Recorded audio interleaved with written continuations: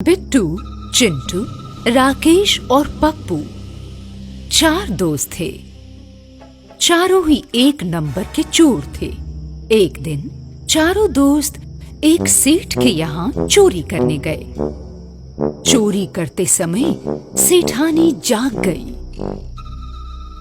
इससे पहले कि सेठानी शोर मचाए, उन चारों ने मिलकर सेठानी को मार दिया। और सेठ के यहाँ से सारा धन चुरा लिया। सेठानी की आत्मा भूतनी बन गई। जब चारों दोस्त सेठ के सामान को एक खंडहर में आपस में बांट रहे थे, तब वहां सेठानी की आत्मा भूत बनकर आती है। वो कहती है, मैं तुम लोगों को नहीं छोड़ूंगी। तुम कौन हो? क्यों हम लोगों को मारना चाहती हो? हम लोगों ने तुम्हारा क्या बिगाड़ा है? मेरा नाम सीमा है। इतनी जल्दी मुझे भूल गई? अभी अभी तो तुम लोगों ने मुझे मारा है। ये लूटे हुए हीरे जवाहरात सब मेरे हैं। अब तुम लोग मुझसे नहीं बच सकते। देखो, तुम अपने सारे गहने ले लो, लेकिन हमें छोड़ दो। मैं तो अब मर चुकी हूँ। ये गहने लेकर मैं क्या करूँगी? बस तुम लोगों का खून चाहिए। तड़पा तड़पा कर मारूंगी, बदला लूंगी, ताकि तुम लोग फिर कभी किसी को मार ना पाओ। मेरा क्या कसूर था जो तुम लोगों ने मुझे मार डाला? इतना कहकर वो भूतनी जैसे ही उन्हें मारने के लिए दौड़ती है, वो चारों दोस्त भागकर शंकर भगवान के मंदिर में चले जाते हैं। मंदिर में इतनी ईश्वरीय शक्ति को देखकर भूतनी अंदर प्रवेश नहीं कर पाई।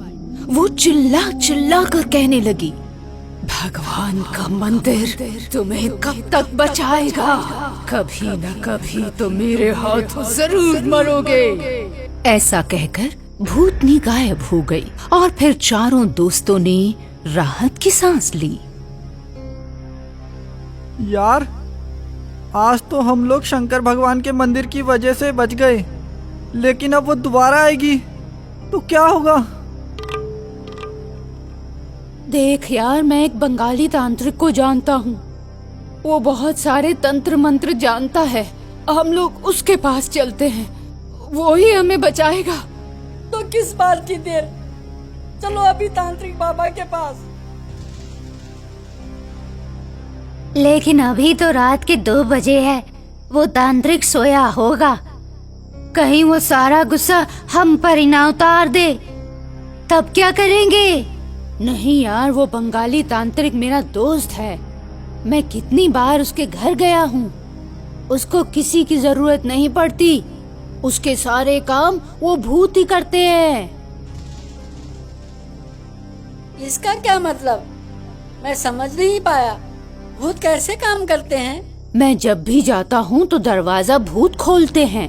खाने पीने का सारा सामान बाजार से भी वही लाते हैं। बंगाली तांत्रिक तो बस उन्हें आदेश ही देता रहता है।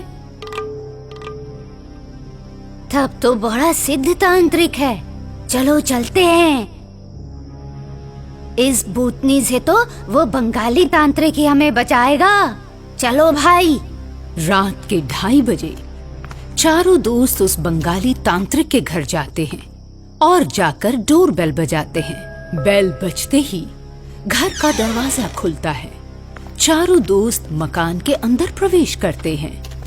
पप्पू अपने दोस्तों को लेकर बंगाली तांत्रिक की तरफ बढ़ता है। वो आराम से बेड पर सोया हुआ है। चारों दोस्त उसे मिलकर जगाते हैं।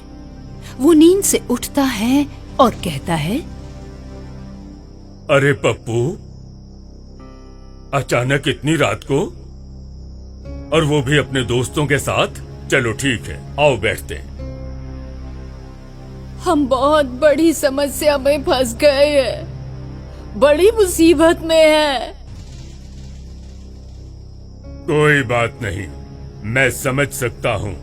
तुम सब भूतनी से घबराए हुए हो ना? हाँ, लेकिन आप ये कैसे जान गए? मैं सब जानता हूँ। खैर, कोई बात नहीं। पहले तुम लोग चाय पियो, कुछ नाश्ता करो, फिर बात करते हैं।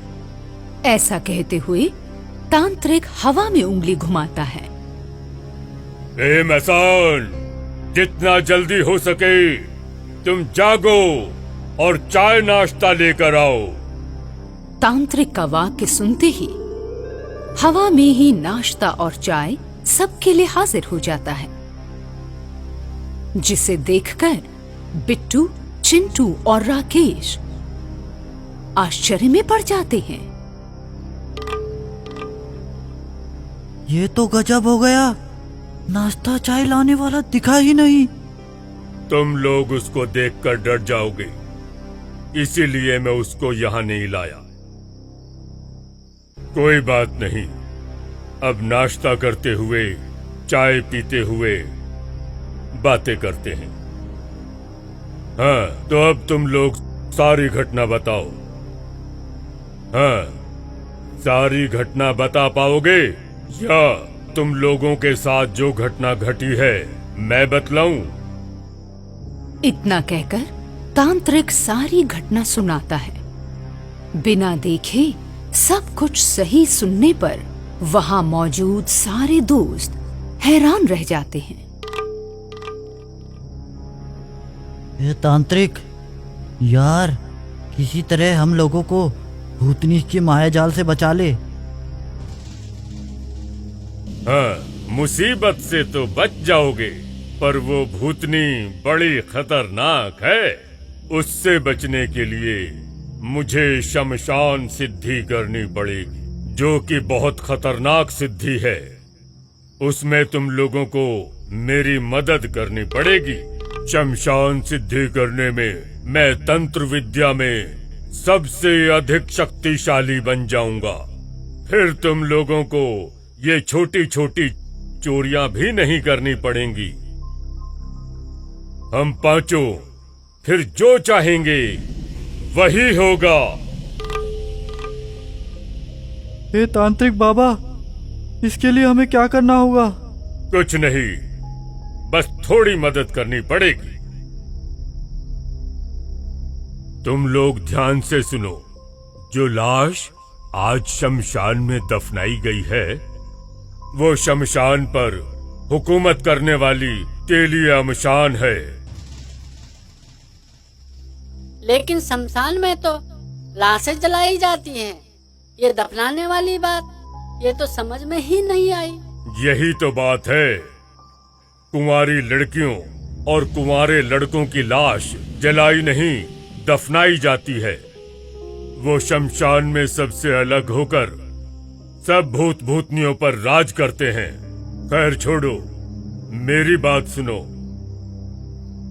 आज एक लड़की की लाश दफनाई गई है। हम सब साथ साथ चलेंगे। शमशान में जाकर कब्र को खोदकर निकालेंगे, फिर उसे दूध में स्नान कराएंगे। उस स्नान किए हुए दूध को हम किसी बर्तन में रख लेंगे और दूध को वापस ले आएंगे।